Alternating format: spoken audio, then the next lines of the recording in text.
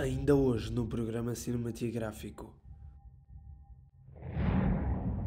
Na altura em que as fotografias foram tiradas, eram mesmo só fotografias, porque isto já foi há 17 anos, não é? E então não havia esta facilidade de fazer vídeos ou tirar selfies ou nada disso, era câmara de rolo. E toca o telefone do quarto e eu atendo, e do outro lado, e isto é o que eu nunca me vou esquecer, é o som da voz do Alan Rickman. Olá a todos, eu sou o Tiago Almeida e este é o programa cinematográfico, um programa sobre cinema. O vídeo de hoje é a versão estendida da entrevista que eu fiz à Lúcia Muniz, e se tu ainda não viste a versão curta, carrega aqui no card para a ver. Logicamente a versão curta da entrevista não contém todas as perguntas que eu fiz à Lúcia Muniz, então esta versão estendida logicamente é uma versão mais alargada da entrevista que eu fiz. A nossa convidada de hoje dispensa apresentações, mas em 2003 ela fez parte de uma comédia romântica britânica que tinha no elenco Colin Firth, Alan Rickman e Rowan Atkinson. Então ela vai nos falar um pouco sobre o filme e sobre a experiência que foi fazer o filme. Meus caros, é com grande prazer que eu apresento hoje no All Media Lúcia Muniz.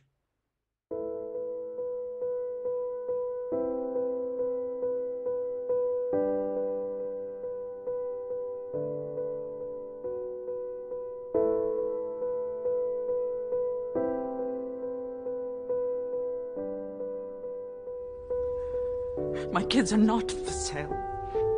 My kids are not for sale. Olha, olá. Vamos fazer tudo de uma forma tranquila e se tiveres que pegar no telefone para ler as perguntas, não há problema. Para mim não há problema nenhum. Vamos começar. Take 2. Ok. Olá Lúcia, então como é que estás? Olá Tiago, tudo bem? Está tudo bem, obrigada. E tu? Como estás? Como é que foi o teu Natal? Foi bom, foi quentinho assim, calor de família, foi aconchegador, foi bom. Já não deu, foi para juntar tantas pessoas, não é? Olha, no meu caso, a minha família é pequenina, portanto eu estive com as pessoas que estão perto de mim mesmo, felizmente não tivemos que fazer aqui umas barreiras entre familiares, somos muito poucos, estávamos, sei lá, umas 5 ou 6 pessoas em casa, mas o meu pai é que sim, já estava assim bem distante, mas só não estivemos juntos porque temos um oceano Atlântico a afastar-nos, não é? Porque ele está em Lisboa e eu estou neste momento na Ilha Terceira, portanto temos assim uma distância muito grande de mar. Olha, antes de mais, deixa-me agradecer-te por teres aceitado o meu convite, estares aqui esta tarde no All Media. Obrigada eu. E obrigada também, desculpa interromper-te, e obrigada também por todo o apoio, toda a divulgação, tudo aquilo que tens feito a respeito do Listen. Eu acho que até posso responder também em nome da Ana Rocha e do Ruben Garcia e de toda a gente do filme, porque tem sido muito bonito da tua parte e agradeço-te também. Eu sinto um prazer enorme, uma alegria enorme estar a falar com uma atriz extremamente talentosa como tu. Obrigada. E não só por seres portuguesa, mas também por teres sido uma das poucas pessoas de nacionalidade portuguesa a ter convivido com o Alan Rickman, que é o ator que interpretou, que esteve na minha saga favorita, o Harry Potter. Exatamente. Olha, desculpa, estou sempre a interromper-te, peço desculpa. O Alan Rickman, pronto, já não está aqui entre nós. Eu tive o privilégio de o conhecer e de conviver com ele e digo-te já, visto que és um grande admirador dele e também dos filmes da saga, portanto, do Harry Potter, digo-te já que ele, e partilho contigo, que ele era uma pessoa encantadora. Eu adorei conhecê-lo, conversei muito com ele tinha um sentido de humor maravilhoso, ele era muito carinhoso, muito atencioso. Por isso, olha, acho que assim reforço mais e tens todas as razões para admirar esta pessoa. Aliás, há muitos papéis dele, não é? Que são sempre os papéis de mau e ele é exatamente o contrário. Não sei se é por ter uma cara tão marcada, tão bem desenhada, não é? Isso, mas ele é exatamente o contrário. Eu achei muito curioso porque muitos papéis dele que eu conheci no cinema eram sempre o mal da fita e depois conhecê-lo foi assim, é maravilhoso, maravilhoso. Falando também lá para casa, agora para as pessoas que estão a ver, nesta entrevista nós vamos ter, esta entrevista vai ser dividida em duas partes, onde nós vamos falar do Listen e também do Love Actually.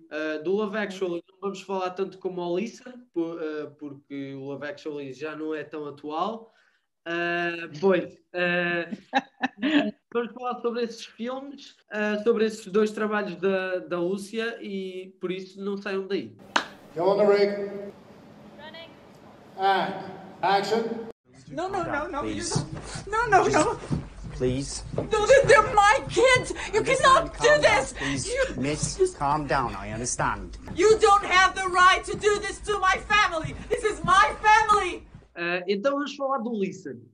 O Listen estreou no dia 22 de outubro. A primeira vez que se ouviu falar do filme foi através do Festival de Veneza, foi quando ele ganhou vários prémios. Destacou-se no festival mais antigo do mundo de cinema, ganhando os prémios Visato de Ouro, de melhor filme, e ainda o Sorriso Diverso Veneza, que é o prémio de melhor filme estrangeiro. Depois a Ana Rocha de Sousa ainda ganhou o Leão do Futuro para melhor obra e ainda o prémio especial do júri. Ora, um filme que ganha tantos prémios no festival mais antigo do mundo de cinema deve ser um filme muito bom. Depois, chegando ao dia 22 de outubro, em pouco menos de um mês, o filme correu o mundo. Lúcia, queres falar um pouco sobre isso? O que é que achas que o filme em tão pouco tempo se tornou tão famoso? Achas que foi por causa da realidade que o filme nos fala?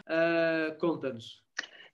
Eu acho que a partir do momento em que aliás, eu vou um bocadinho atrás e é curioso fazer-me esta pergunta porque na altura em que nós estávamos a filmar e já ainda mais atrás, na altura em que eu li o guião pela primeira vez, mas mais era mais visível e era mais presente em mim este desejo enquanto estávamos a filmar. Eu disse isto muitas vezes à Ana Rocha e ao Ruben também lhe dizia muitas vezes que era o que eu mais desejava era que o mundo soubesse que este filme existe, pela causa, pela qualidade da escrita e por aquilo que eu estava a testemunhar na forma como a Ana Rocha estava a contar a história e através do que eu via dela querer posicionar a câmara de certa maneira, a iluminação, toda a forma como ela queria contar a história a partir das lentes, não é? Isso tudo fascinou-me muito e eu fiquei tinha mesmo este desejo, genuinamente, que assim, só quero que o mundo saiba que este filme existe. Quando foi selecionado para Veneza, o mundo soube que o filme existia, não é? E isso foi um grande salto e foi assim uma porta muito grande para uma visibilidade a nível mundial, porque é um festival que é seguido por admiradores de cinema, não só cineastas, mas também admiradores de cinema, como tu, por exemplo, e as pessoas que estão atentas a este festival, o filme tornou-se mais, chegou mais perto dessas pessoas. E depois, quem estava no festival teve a oportunidade de ver o filme, nomeadamente de vários países, e depois, ao apreciarem o filme, que felizmente isso aconteceu, foi muitíssimo bem recebido, há o que acontece que é o espalhar a palavra, não é? Quando tu gostas muito de uma coisa, provavelmente terás feito também quando viste o filme, disseste a alguém, eu fui ver este filme, vai ver, e aí espalhou-se esta mensagem pelo filme, pela qualidade do filme e tenho a certeza que também pela causa que defende, sem dúvida nenhuma. Em relação à pré-produção, à produção e à pós-produção, qual é o processo pelo qual um ator tem de passar para se preparar para um projeto? Limitas-te ao que o argumentista diz ou procuras sempre falar com ele para poder até melhorar a personagem? O que eu te quero perguntar é, o que é que tu, como atriz, fazes até começares a viver a personagem, até começares a rodar o filme? Depende muito do que está escrito. Eu posso falar especificamente deste papel, mas há muitas, às vezes na escrita as personagens não têm definições muito concretas, então há ali um espaço em que o ator pode criar e pode inventar esta pessoa ou criar a personalidade ou ter toda essa parte de criatividade. Mas neste caso específico do Listen, já no guião estava muito bem definida a personalidade da Bella, da minha personagem, o tipo de comportamentos, portanto da escrita eu consegui retirar que ela era uma pessoa bastante impulsiva, com o coração na boca, portanto falava e depois é que pensava no que dizia em vez de ser o contrário, e devido a isso quem viu o filme percebe que há situações que ela poderia ter evitado se não explodisse ou se não fosse tão impulsiva em verbalizar aquilo que sente. Houve ali muitas características que já estavam implícitas no guião. Eu neste projeto, nesta personagem, eu tentei, eu tive várias fases, sabes? Foram várias fases. Primeiro eu pesquisei muita coisa sobre os casos, e depois tentei, acima de tudo, com estas descrições de personalidade que já estavam no texto, trabalhei com a minha psicóloga, os comportamentos, o perceber o estado de trauma, o perceber o estado de choque, que tipo de comportamentos é que são possíveis, é que normalmente acontecem, como é que uma mãe reagirá nesta ou naquela determinada situação, até mesmo a passar por um período de luto, porque há uma perda, não é? Mas também perde os filhos, e tudo isso foi muito interessante trabalhar com uma psicóloga, já que tu me conhece,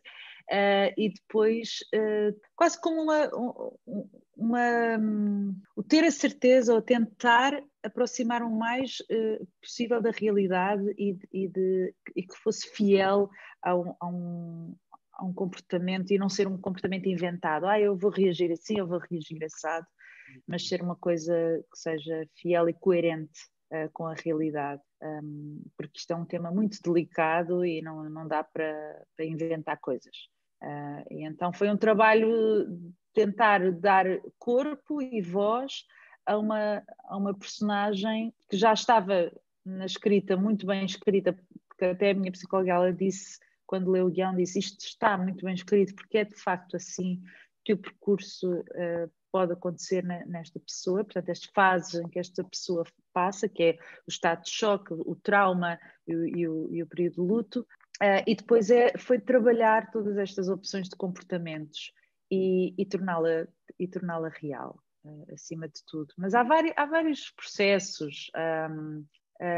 Eu nesta Bella, eu trabalhei muito o interior, o que ela sentia, de como é que ela poderia agir e reagir, e depois a parte de fora, que é a roupa, o cabelo, a cara, isso veio depois.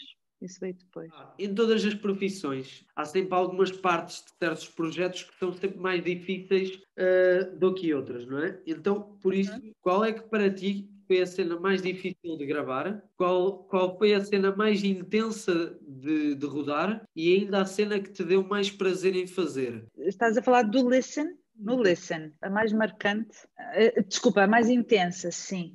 Foi a cena da retirada dos filhos. Sim. A mais intensa de todas foi essa, sem dúvida nenhuma. Aquilo foi assim, o momento em que nós estávamos no quarto e que entramos, já havia uma tensão tão grande, já havia um nervosismo tão grande. Foi muito intenso, foi mesmo, quando acabámos de filmar, estávamos todos destruídos. Depois, a mais difícil, eu acho que foi a cena do tribunal. Eu estudei muito essa cena, foi a primeira cena que eu comecei a estudar, e a decorar. Foi a primeira, porque era aquele monólogo todo.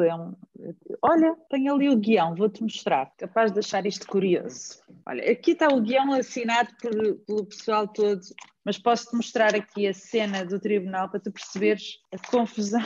Olha, vê se consegues perceber. São notas, tudo. Estás a ver? Consegues ler? Sim. Pronto. Mas eu trabalhei muito. Isto foi a primeira coisa que eu comecei a trabalhar no guião. E eu acho que foi a mais difícil. Acho que foi a cena mais difícil. Depois é que me deu mais prazer. A cena em que recuperamos o Diego, quando ele foge. Há um momento em que nós estamos à espera e ele aparece e abraçamos-nos os três. Isso foi muito bom. E sabes uma coisa? Foi a última cena que filmámos do filme. Pois, porque... A última cena, a última. Portanto, acabámos aquilo e ficámos assim, pronto, acabou. Olha, vamos tentar avançar porque ainda vamos na quinta pergunta. Olha, até há relativamente pouco tempo o Listen estava na corrida para os Oscars de 2021, sendo o filme que a Academia Portuguesa de Cinema tinha Selecionado? Sim, tinha selecionado como representante português na pré-nomeação ao Oscar internacional. Depois do Comitê da Seleção da Academia Americana, o filme não o considerou elegível por o filme não cumprir um dos parâmetros. Em relação a isto, eu quero te perguntar o que é que tu achas desta decisão da Academia Americana? Olha, isto vai a muitos sítios, esta decisão e a minha reação. Eu acho para já que nós não este sonhar alto, acho que é perfeitamente possível e eu acho que é assim que deve ser. Acho que nós devemos acreditar no máximo e devemos acreditar que este filme já foi tão longe e este filme tem qualidade e tem potencial para ir mais longe, portanto só não foi porque uma regra diz que tem que se contabilizar o número de palavras, o que a mim magoa-me e naturalmente magoa a Ana, não é? Porque este filme não podia só passar por uma contabilização de palavras. Este filme tem uma mensagem a transmitir, tem uma causa a defender e sabes uma coisa, o mundo evoluiu e as coisas vão avançando na humanidade por quebras de regras, por exceções, por coisas que se vão lutando para se mudar, para se avançar, para se evoluir e neste caso nós acreditamos, e a Academia Portuguesa também acreditou, que o filme tendo esta componente e tendo esta mensagem e falando deste assunto, pudesse ser uma exceção e que a percentagem de língua inglesa, este romper da regra, não fosse relevante para excluí-lo da competição. Estes casos passam-se em Inglaterra, não podia ser passado noutro país, não podia ser passado em Portugal, não podia ser passado em França, passa-se mesmo em Inglaterra e qualquer imigrante que possa até estar a ver esta entrevista, eu tenho a certeza que irá concordar comigo, até mesmo imigrantes noutros países, não tem que ser imigrante em Inglaterra, mas qualquer imigrante português que esteja noutro país percebe que a determinada altura vê-se forçado quase a ter que falar a língua daquele país para poder sobreviver, para poder andar para a frente, para poder ter um emprego. E neste caso do filme, estas pessoas tinham que falar inglês, não tinham outra hipótese.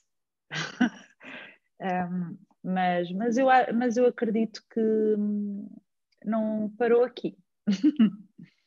Fechando esta parte da entrevista, esta parte sobre o Listen, queres dizer alguma coisa a alguém ou a alguma família que já tenha passado por isso, que esteja a passar por essa situação, ou a alguém que esteja a ver a entrevista e que se lembre do que tu possas dizer, se porventura vier a passar por este sofrimento que é retratado no filme? A única coisa que eu posso dizer, e não é muito, mas e da minha parte, o que eu posso dizer é que eu espero que este filme seja uma forma de dar voz a estas famílias e que seja feita uma representação digna e forte destas famílias que não têm recursos, que não têm forma de se fazerem ouvir. Por isso é que este filme chama-se Listen, não é? Que a minha intenção é que este filme seja a voz destas pessoas.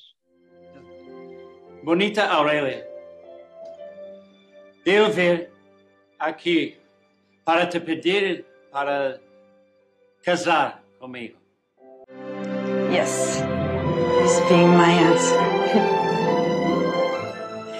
Lúcia, eu imagino que na maior parte das entrevistas que dás tenhas de responder a perguntas sobre a tua carreira no estrangeiro. Mas, como eu já referi ligeiramente no início, tu já trabalhaste com o Alan Rickman, que esteve no Harry Potter. Trabalhaste também com o Colin Firth, que é também outro grande ator e que eu gosto muito daquela saga de filmes, 2 filmes que ele fez do Kingsman.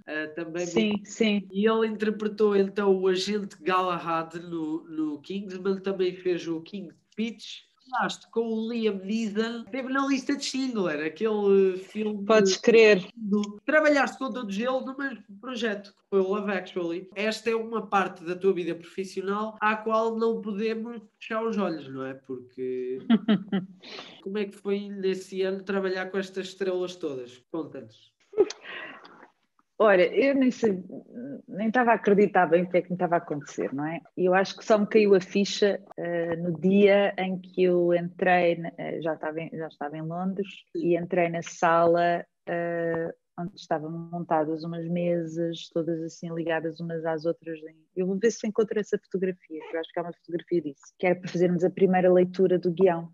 Portanto, estava o elenco todo. E quando eu entro na sala, eu não queria... Aliás, nem foi assim. Eu devo ter sido as primeiras a chegar, que eu não queria por nada chegar atrasada. Ainda mais em Londres, não é? A pontualidade britânica. Mas não, nem fui pontual porque cheguei antes da hora. Ou seja, eu quando cheguei, como fui das primeiras a chegar, eu já estava na sala praticamente vazia e começo a ver os atores a entrarem.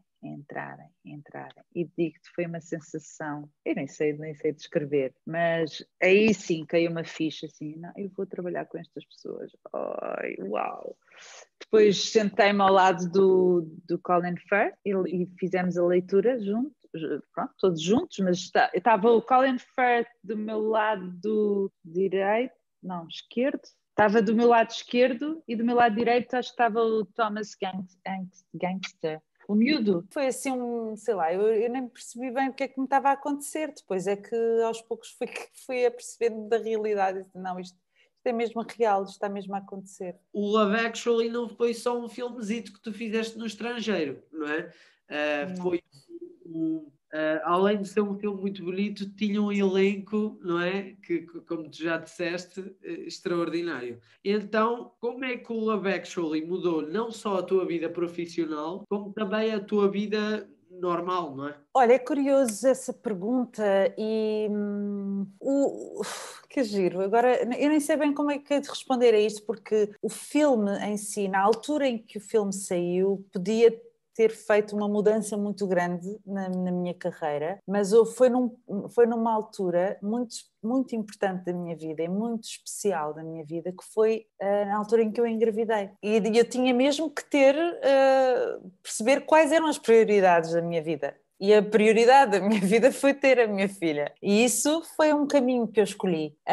Mas claro que o facto de fazer parte deste filme, ganhei uma visibilidade fora de Portugal, não é? E permitiu com que eu conseguisse fazer alguns trabalhos fora de Portugal e que as pessoas reconhecessem também o meu trabalho. Não foi ir com a corrente do filme, foi primeiro estava a minha vida pessoal e depois então perceber a partir deste filme o que é que podia ou não seguir. Hoje ainda tens contacto com pessoas que conheceste na produção do filme, do Love Actually? Sim, eu mantenho contacto com o Colin Firth, com o Bill Nighy, são assim 2 pessoas que eu tenho mantido. Bill Nighy é o outro ator que esteve no Harry Potter também, não é? Sim.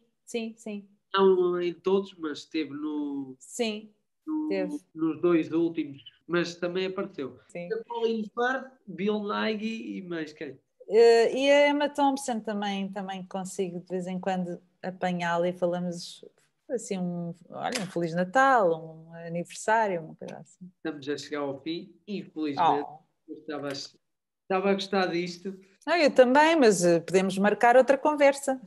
Claro. Para o ano? Ai, para o ano não, porque isto vai ser transmitido agora, já estamos em 2021, não é? Final, Quando foi?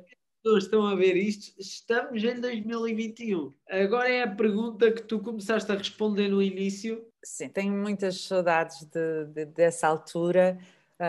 Houve situações muito engraçadas que aconteceram, desde curiosidades que, por exemplo, a cena do lago, a água ia-nos pelo joelho, nós tivemos que nos enterrar debaixo da água para fingir que estávamos a nadar. Nós não estávamos a nadar de todo. Isso foi muito engraçado, foi cómico, rimos muito um do outro e um com o outro. Houve uma... Eu ia contar 3 situações e agora não me lembro de nenhuma delas. Então vou começar pelo Liam Neeson, que foi essa a primeira deixa. Então, eu sou fã do Liam Neeson e quando soube que ia estar no mesmo estúdio que ele, fiquei... Meu Deus, vou ter a oportunidade de falar com ele. Que foi no dia da cena do aeroporto, em que estávamos vários, que é o fim do filme. Sim. Entretanto, num dos intervalos, eu estava assim no corredor, pronto, à espera de voltar a filmar, e vejo ao fundo do corredor o Liam Neeson a vir na minha direção. Eu começo a respirar fundo, assim, ok, é agora. Quando ele passar, eu vou dizer, hi, nice to meet you, vou dizer que admiro muito o trabalho dele, vou dizer imensas coisas, vou dizer. E isto ele começa-se a aproximar e eu a ganhar coragem, a respirar fundo, ele passa por mim e eu não disse nada, não tive coragem. Ele passou e eu fiquei assim a olhar para ele e pronto, não falei com ele, nada, zero. E depois não tive mais oportunidade de estar com ele. Foi só esse momento que tivesse com ele. Foi mesmo, foi estúpido da minha parte, mas pronto, olha, fiquei nervosa e não fiz nada. Mas ele passou assim por mim mesmo assim e eu fiquei a olhar, pronto. O Hugh Grant foi muito engraçado, mas eu passei imensas vergonhas. Não foi muita vergonha, mas fiquei um bocadinho envergonhada, pronto. Porque foi logo a seguir à nossa cena, que era a minha última cena. Sim. O realizador cortou, pronto, está feito e tal, e disse à equipa toda, senhoras e senhores, costuma-se fazer isto no fim de cada, portanto, no fim da última cena de cada ator, costuma-se dar uma salva de palmas ao ator, uma forma de despedida, assim, emocionante até. E então o realizador disse, senhoras e senhores, é a última cena da Lúcia, uma salva de palmas, muito obrigado, começam a bater palmas, eu emocionei-me, a mulher do Richard Curtis emocionou-se, veio ter comigo a chorar, eu chorei, estávamos abraçadas uma à outra, eu já chorava baba e ranho, era lágrimas, era ranho, era tudo, sei quê, às tantas, aparece o Hugh Grant à minha frente, a dizer, hello, I'm Hugh, não sei o que, nice to meet you, e estende-me a mão e eu estava toda cheia de ranho e lágrimas e fiz assim, limpei as mãos, olha, foi horrível. Foi assim que eu conheci o Hugh Grant, mas pronto, aí depois tive a oportunidade de falar com ele mais vezes Foi compensar o... Sim, podes crer. Depois com o Alan Rickman foi uma coisa muito querida da parte dele, uma história engraçada que eu nunca mais me vou esquecer deste momento, que foi na estreia do filme em Roma, acho que foi em Roma, não, Roma ou Madrid, bem, já não me lembro. E fomos, a seguir à estreia, fomos a uma discoteca. A discoteca era um bocado estranha, porque aquilo tinha a zona privada, mas não era bem privada, era uma espécie de balcão que as pessoas que estavam na zona pública podiam olhar para nós, parecia uma espécie de jardim zoológico, assim, uma cena um bocadinho estranha. E nós fomos para a zona privada, mas estava toda a gente assim a olhar para nós, e assim uma coisa estranha e desconfortável. E o Alan Rickman não estava a achar graça nenhuma àquilo, então foi um a um, foi segredar ao ouvido a todos os atores. Eu estava assim num cantinho, estava a ver a coisa a acontecer, ele chegava à Emma Thompson, lá segredava, chegava ao Richard Curtis, segredava, chegava ao Colin Firth, segredava, E eu assim, o que é que se está a passar? Às tantas vem ter comigo e segreda-me também a dizer, vamos embora daqui, vamos todos para a suíte do hotel, para a minha suíte do hotel e fazemos lá a festa e bebemos uns copos e não sei o quê.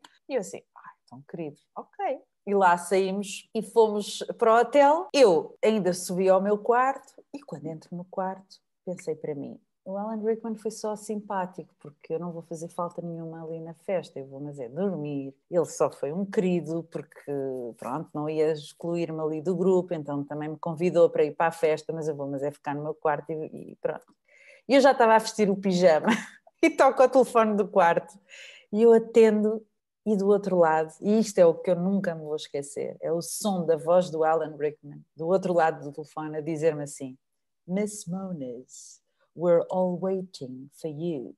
E eu, olha, eu derreti-me toda e disse, I'm on my way. E pronto, desliguei e fui ter com eles. E fui para a festa. On my way to bed. Não, to the party. Não, mas foi... Sim, estava... I was on my way to bed, mas ele foi um amor. Ele percebeu, eu acho que ele percebeu. Ele percebeu. A voz grota dele, não é? Ele tão bonita a voz dele, tão querido. Ele foi mesmo... A forma como ele disse aquilo foi com humor e foi mesmo dizer fazes falta aqui, vem ter connosco. Foi muito bonito. Foi mesmo muito, muito bonito. É triste e sabes que foi um bocadinho o sentimento que eu tive quando ele morreu, porque eu sempre que ia a Londres eu fazia, pronto, arranjava a maneira de me reencontrar com essas pessoas com quem criei uma ligação bonita e uma ligação afetiva, e quando ele morreu a sensação que eu tive foi eu já não vou vê-lo mais, já não vou, agora que quando for a Londres já não vou voltar a vê-lo. Isso foi mesmo triste. Eu percebo-te. Qual é a retrospectiva que fazes da tua carreira desde que começaste a ser atriz até hoje? Sei lá, eu não faço muito esse balanço, nem... O que é que eu posso dizer como uma retrospectiva? Começou como atriz, começou como uma coisa que nem era assim...